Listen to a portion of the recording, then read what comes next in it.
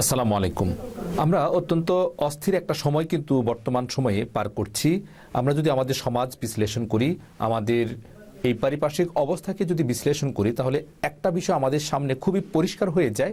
আর সে বিষয়টি হচ্ছে যে আমরা প্রত্যেক অভিভাবক, আমরা যারা কেয়ার গিভিং করছি, প্রত্যেকেই আমাদের সন্তানদেরকে নিয়ে আমরা খুবই উদ্বিগ্ন একটা সময় কিন্তু এখন পার করছি। এর পেছনের অনেকগুলি কারণ রয়েছে। অনেক সমাজবিজ্ঞানী, অনেক প্যারেন্টিং স্পেশালিস্ট, অনেক সাইকোলজিস্ট তারা বিভিন্ন কারণ দেখিয়েছেন। আমরা মোটা দাগে কয়েকটি কারণের কথা বল। ফার্স্ট ওয়ান হচ্ছে যে সময়। আসলে আমরা অনেক ধরনের ইনভেস্টমেন্ট আমাদের সন্তানদের পেছনে আমরা করছি। তাদের প্রাইভেট টিউশনি যা লাগে, তাদের পড়াশোনার খরচ এবং আনুষঙ্গিক প্রয়োজন মেটানোর জন্য এমন কোনো প্রয়োজন নেই যেটা বাবা মা বা অভিভাবক আমরা যারা আছি তারা সেটাকে পূরণ করবার চেষ্টা করি না, এমনটা হয় না। কিন্তু একটা অভাব আমাদের সন্তানরা, সেটি হচ্ছে যে বাবা মা অথবা অভিভাবকরা তাদেরকে সময় দিচ্ছেন না।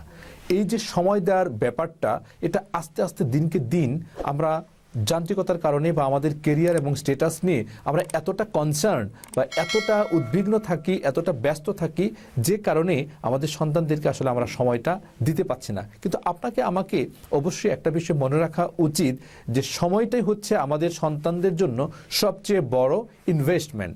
আমরা যতটুকু সময় আমাদের সন্তানদেরকে দিব, ততটুকু সময় সে ভালো ফিল করবে এবং তাকে গড়বার জন্য আমরা যেভাবে চাই আমাদের প্রত্যাশার মতো করে আমাদের সন্তানদেরকে আমরা গড়তে পারবো। দ্বিতীয় যে বিষয়ে আমাদের কনসার্ন হওয়া দরকার, সেটি হচ্ছে যে অ্যাটেনশনটা আমরা আমাদের সন্তানদেরকে কতটুকু দিচ্ছি। অনেক সময় দেখা যায় যে আমরা আমাদের অফিসিয়াল কোনো কাজ নিয়ে ব্যস্ত আছি, অথবা পারিবারিক সাংসারিক কোনো কাজ নিয়ে ব্যস্ত আছি, আমার ব্যক্তিগত কোনো কাজও হতে পারে। ওই সময়টাতেই আমার সন্তান যখন আমার কাছে আসে, তখন আমি আসলে আমার কাজ নিয়েই ব্যস্ত আছি। সেই পারিবারিক কাজ হতে পারে, সাংসারিক কাজ হতে পারে।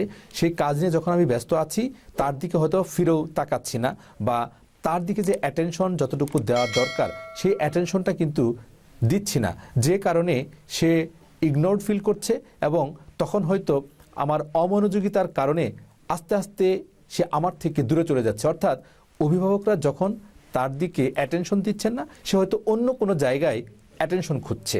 অর্থাৎ বাচ্চারা সবসময় অ্যাটেনশন সিকার হয়ে থাকে। বিশেষ করে বাবা মায়ের অ্যাটেনশন তারা বেশি পেতে চায়। যখনই আমাদের অ্যাটেনশন তার দিক থেকে সরে যাচ্ছে, তখন সে অন্য কোনো অ্যাটেনশন খুঁজবে, এটাই স্বাভাবিক। বর্তমান সময়ে অনেকগুলি গবেষণায় উঠে এসেছে যে বাবা মায়ের অ্যাটেনশন সন্তানদের কনফিডেন্স বৃদ্ধি করে থাকে এবং বাবা মায়ের অ্যাটেনশন সন্তানদের মানসিকভাবে ভালো রাখার একটা অত্যন্ত বড় ধরনের উপকরণ। আজকাল অনেক বাচ্চারাই আছে, দেখা যায় যে তাদের রূঢ় আচরণ হচ্ছে, তারা কারোর সাথে মিশতে পারছে না, অথবা মিশতে গেলেও দেখা যাচ্ছে যে মিসবিহেভ করছে।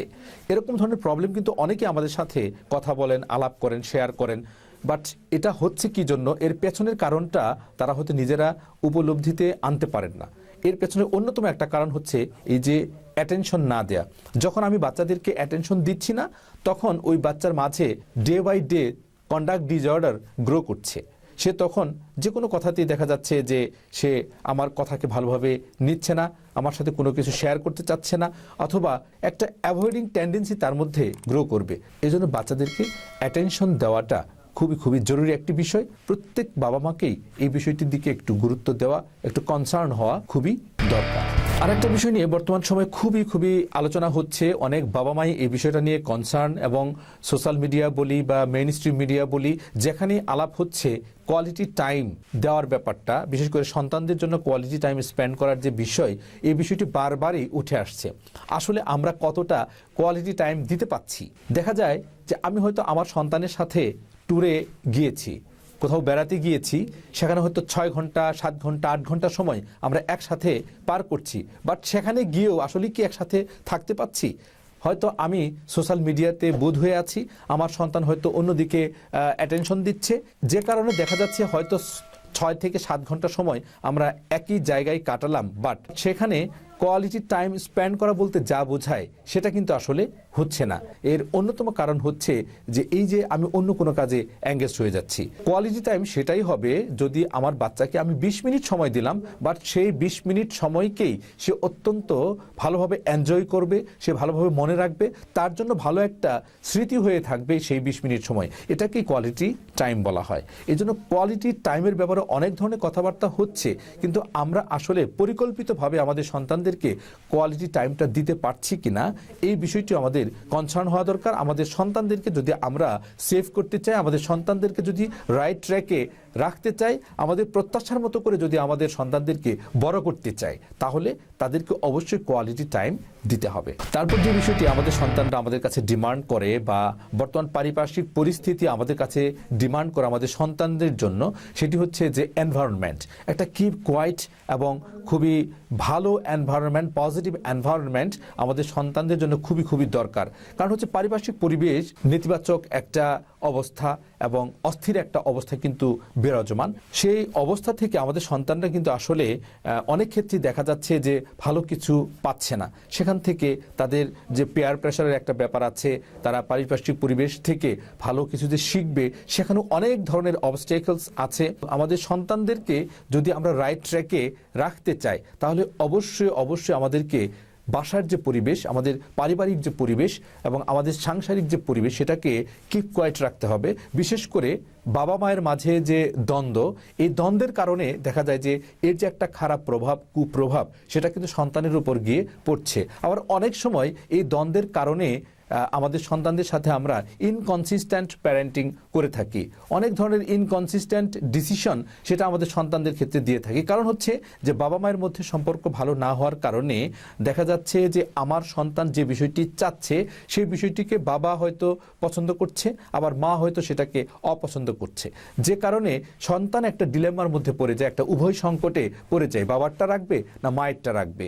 অথবা এমন একটা অড সিচুয়েশন বা একটা এম্বারাসিং সিচুয়েশন বাবা মা ক্রিয়েট করে থাকেন, যেটা সন্তানের কাছে খুবই খুবই একটা বিরক্তিকর এবং অপছন্দনীয় হতে পারে। বাসার পরিবেশ, পারিবারিক পরিবেশ, এই পরিবেশকে খুবই কিপ কোয়াইট এবং সন্তানদের বেড়ে ওঠার জন্য উপযোগী করে আমাদেরকে রাখতে হবে। আরেকটি বিষয় আমাদের জীবনের জন্য খুবই অবিচ্ছেদ্য এবং যেখান থেকেই আমাদের সন্তানরা শিখে থাকে, বলা হয়ে থাকে পরিবারই হচ্ছে সন্তানদের জন্য বা শিশুদের জন্য প্রাথমিক পাঠশালা। অনেক সাইকোলজিস্ট আরেকটু অ্যাডভান্স হয়ে গিয়ে তারা বলেছেন, বা প্যারেন্টিং স্পেশালিস্ট যারা আছেন তারা বলেছেন যে আসলে পরিবারটা হচ্ছে বিশেষ করে বাবা মা সন্তানদের জন্য সারা জীবনের জন্য শিক্ষক এবং তাদের কাছ থেকেই সন্তানরা শিখে থাকে। এজন্য সন্তানদের ক্ষেত্রে সন্তানরা যে বিষয়টি গ্রহণ করে সেটি হচ্ছে বাবা মাকে তারা রোল মডেল হিসেবে গ্রহণ করতে চায়। এই জন্য দেখবেন যে আমরা অনেক সময় পারিবারিক পরিবেশে একটা খুবই একান্ত পরিবেশে দেখা যায় যে যে ধরনের আচরণ করছি, যে ধরনের কথাবার্তা ব্যবহার করছি এবং যে ধরনের মুআমালাত করছি, সেই ধরনের কথাবার্তা আচরণই কিন্তু আমাদের সন্তানদের মাঝে একটা রিফ্লেকশন আমরা কিন্তু দেখতে পাই। হয়তো এমন একটা ভাষা আমি ব্যবহার করেছি যেটা আমি সচরাচর ব্যবহার করি না, এবং আমার আত্মীয় স্বজন যারা এসেছে তাদের সাথে হয়তো আমি একটা আচরণ করেছি, ব্যতিক্রম ধরনের একটা আচরণ করেছি। আমার সন্তান কিন্তু সেই আচরণটাকে সে আবার কপি করবার চেষ্টা করছে। তার মানে হচ্ছে যে রোল মডেল হিসেবে সে বাবা মাকে নিয়েছে। এজন্য আমরা যারা বাবা মা আছি, কেয়ার গিভিং করছি, প্যারেন্টিংয়ের কাজ যারা করছি, তাদেরকে অবশ্যই একটা বিষয় মাথায় রাখতে হবে যে নিজেদেরকে সন্তানদের কাছে রোল মডেল হিসেবে উপস্থাপন করতে হবে।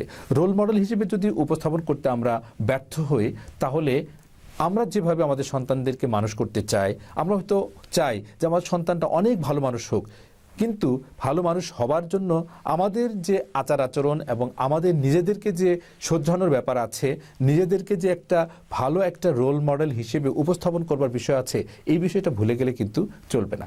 তো আজ এ পর্যন্তই। সবাই ভালো থাকবেন, সুস্থ থাকবেন। আল্লাহ হাফেজ।